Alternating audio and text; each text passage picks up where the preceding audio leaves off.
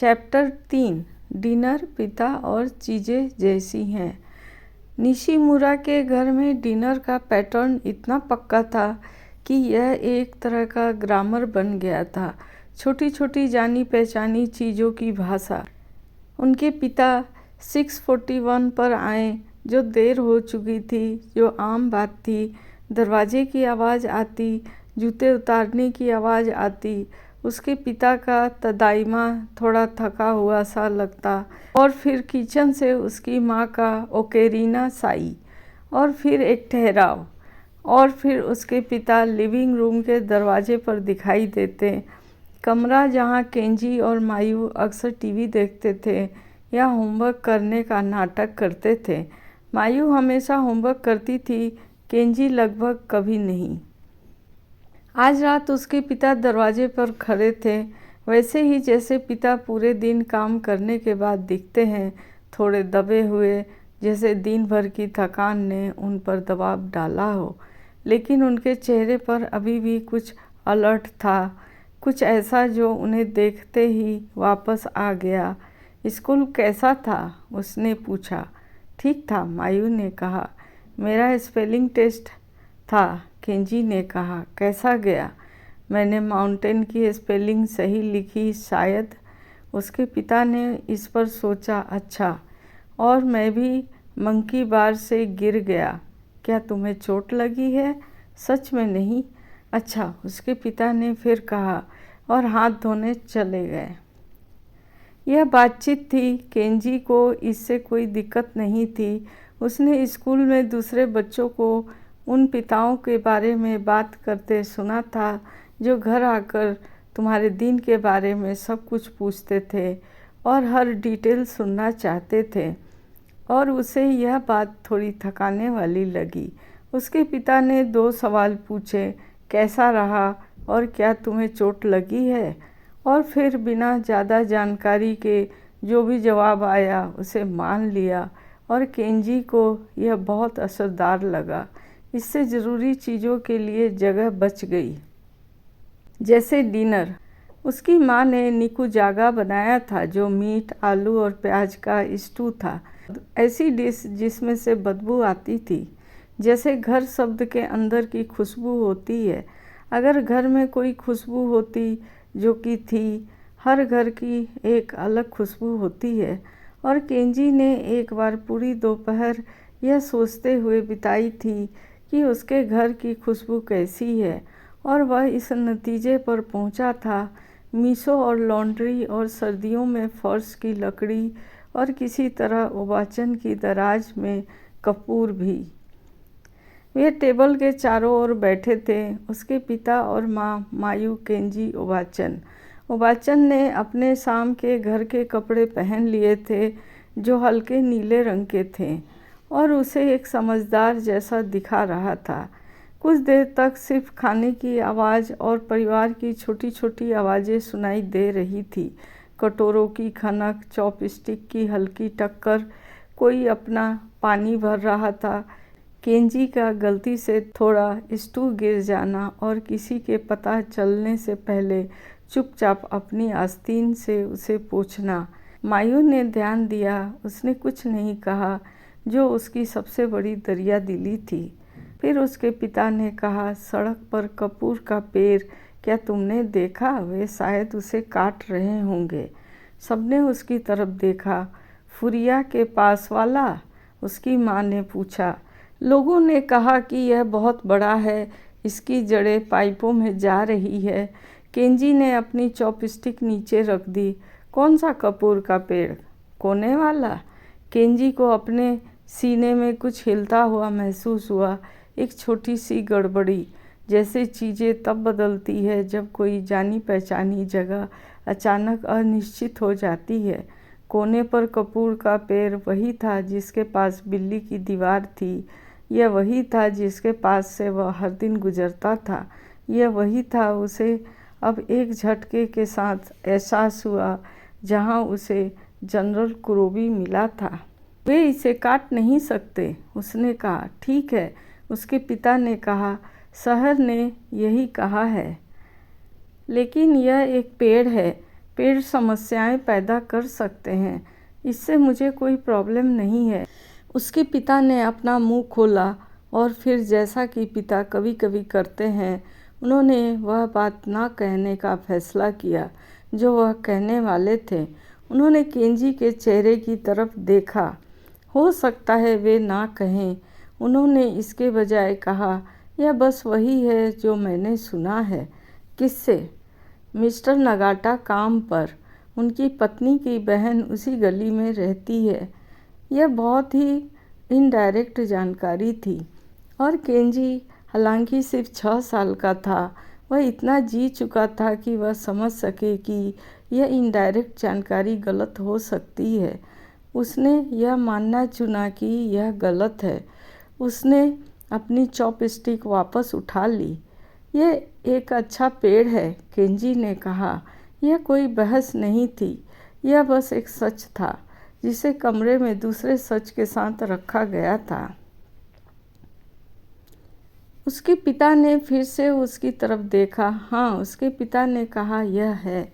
Dinner table पर उनके बीच कुछ हुआ, उन पलों में से एक जिसके बारे में कोई बात नहीं थी, जो इस तरह से था कि दोनों एक ही दिशा में देख रहे थे, हालांकि एक दूसरे को नहीं। दोनों उस पेड़ के बारे में सोच रहे थे जिसके नीचे से वे सैकड़ों बार गुजरे थे, लेकिन अब तक उस पर ध्यान नहीं दिया था। केंजी ने कहा, मिस्टर फुरिया की बिल्ली उस दीवार पर बैठी थी। उसके पिता ने कहा, मुझे पता है, बिल्ली को देखा जाना पसंद नहीं है, लेकिन अगर आप सब्र रखें तो वह हमेशा आपको देखने देती है।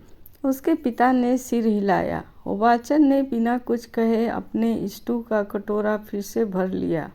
उनके चेहरे पर वही शांत संतोष था, यह संतोष जो कई दशकों तक परिवारों को देखते समझते हुए आता है।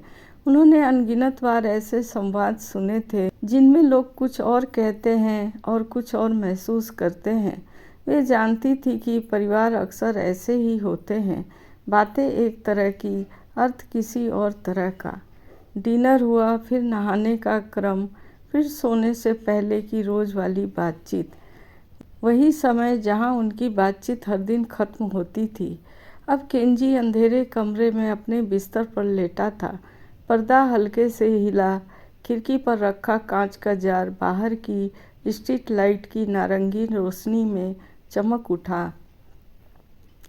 एक पल को ऐसा लगा जैसे जार के भीतर कुछ है, कोई हलचल, कोई परछाई, लेकिन वह सिर्फ रोशनी का भ्रम था, अंदर कुछ नहीं था। दिन उसके दिमाग में सिमट रहा था। रात में दिन हमेशा अजीब तरह से व्यवस्थित होते हैं। वे छोटे लगते हैं, जैसे मुट्ठी में आ जाएं, और साथ ही ज़्यादा ज़रूरी भी, जैसे उनमें कोई छिपा हुआ अर्थ हो। हर बात, हर शब्द, हर नज़र अंधेरे में थोड़ा और साफ दिखाई देती है।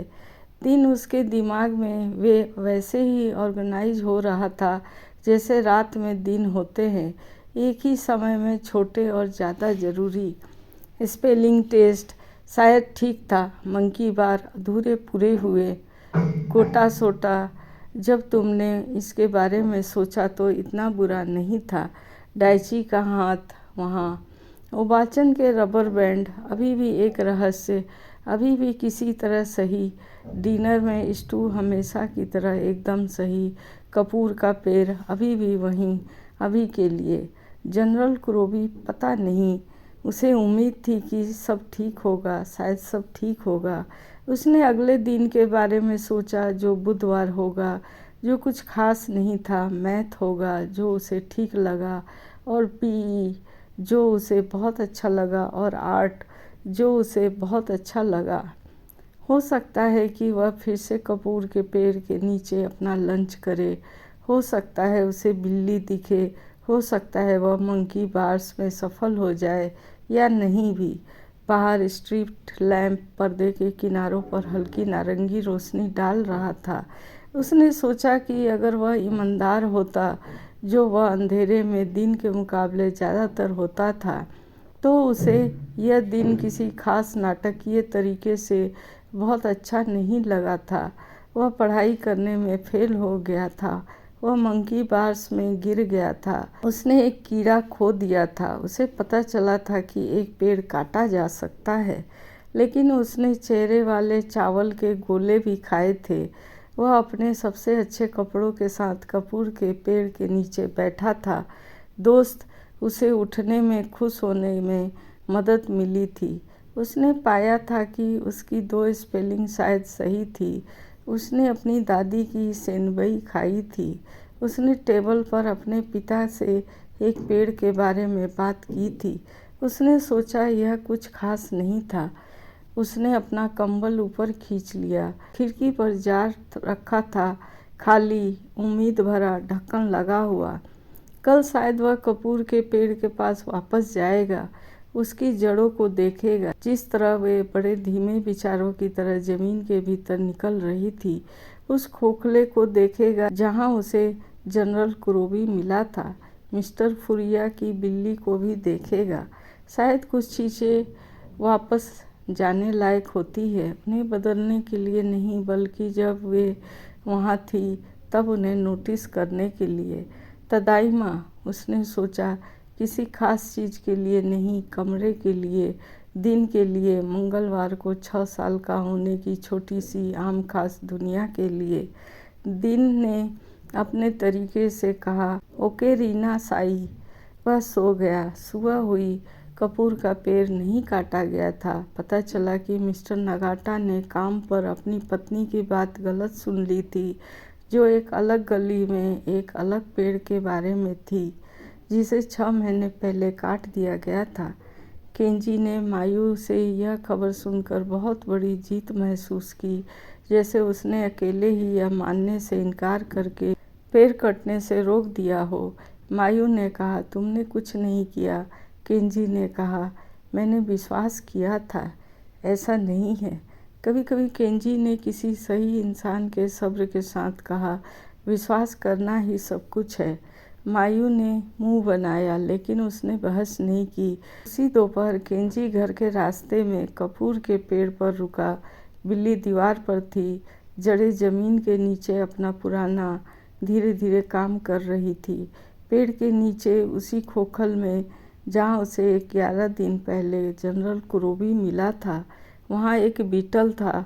हो सकता है वह जनरल कुरोबी हो सकता है वह कोई बिल्कुल अलग बीटल हो, जो वहाँ रहता हो और हमेशा से यहीं रहा हो, और केंजी ने पहले इस पर ध्यान ही नहीं दिया हो। जो भी हो, केंजी नीचे झुक गया और उसे उस पल की गंभीरता से देखा। बीटल अपनी तरफ से भागा नहीं। उसने एक बार अपनी एंटीना हिलाए, फिर शांत हो गया। हेलो, केंजी ने कहा। बीटल कुछ नहीं कहा। तुम्हें कुछ कहने की ज़रूरत नहीं है, केंजी ने कहा। मैं समझ गया। वह थोड़ी देर तक झुका रहा, इतनी देर तक कि उसके घुटनों में दर्द होने लगा, इतनी देर तक कि उसके स्कूल के 2 और बच्चे वहाँ से गुजरे और उसे अजीब तरह से देखा, इतनी देर तक कि शाम के पक्षियों ने ऊपर डालियों में अपनी पहली धीमी आवाज़ में आवाज़ें शुरू कर दी। फिर वह खड़ा हुआ, अपना बैग सीधा किया और घर की ओर चल पड़ा। कपूर के पेड़ की जड़ें फुटपाथ के नीचे गहरी और सब्र से फैली थी। कहीं ज़रूरी जगह जा रही थी, कहीं ऐसी जगह जा रही थी जहाँ कोई ठीक से देख नहीं सकता था। रोशनी बहुत गर्म और सुनहरी थी। उसके पीछे कहीं बिल्ली उसे जाते हुए देख रही थी। कुछ नहीं बोली और उसे यह सब कुछ देखते हुए ठीक लगा। उन सभी का शुक्रिया जिन्होंने कभी किसी बीटल का नाम, माउंटेन की स्पेलिंग गलत लिखी, सोने के समय तय किया जिसे वे जानते थे कि वे खो देंगे, या किसी के साथ चुपचाप रबर बैंड छाँटते हुए बैठे। आप सब ठीक है? अब ये कहानी ख़त्म होता है। थैंक्स।